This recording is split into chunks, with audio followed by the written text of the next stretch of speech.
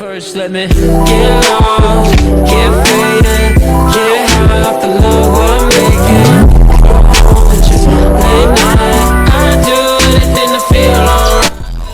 Can't get up. Now, the island itself is pretty infamous, but on this tour you're gonna get up close and personal with Erangel and see the major landmarks from the ground, just like a real Battlegrounds contestant.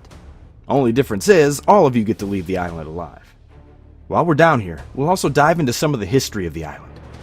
Nobody really knows the whole story about what went down here, but with the help of prominent Battlegrounds historians, we've pieced together some of the clues left behind. Now, when people still lived here, there was quite the little community on the island. Farmers, laborers, physicians, teachers, even dock workers made up Erangel's economy, and everyone contributed to keep the island a self-sustained place.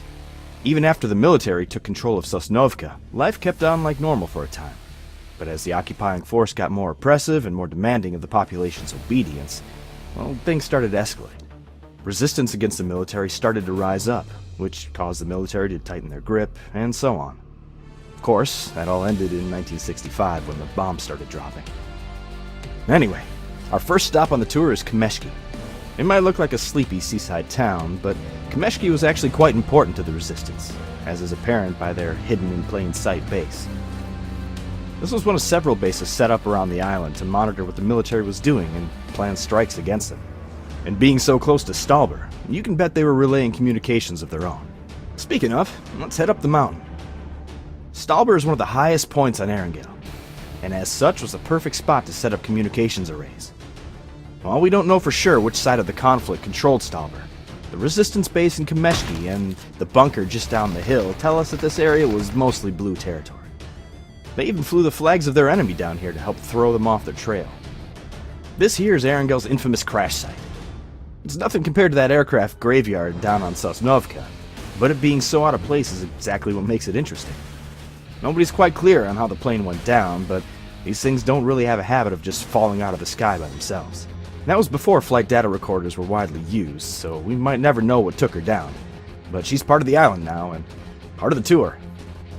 George Bull was a priority for the occupying force, as it housed a large portion of Erangel's population, and was the island's most prominent port, with shipping containers full of supplies from the mainland arriving every week. They set up base in the north of the city, and put its jail to good use once the blue flags started flying around. Some of you noticed the cameras around. Those are a more recent addition to make sure none of the Battlegrounds action is missed. They get replaced pretty often with all the bullets flying around. Speaking of surveillance and bullets flying, that mountain outside of Gatka was a prime place to set up surveillance, or even a sniper nest. It's a pretty safe bet that the resistance was up there keeping an eye on the Red Eye. That's it for the first leg of our tour.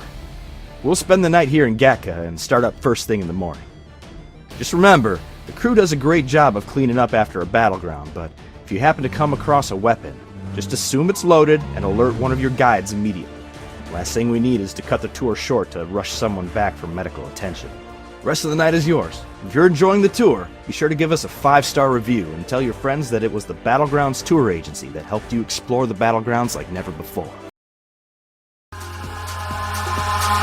Eyes in the sky, gazing far into the night, I raise my hand.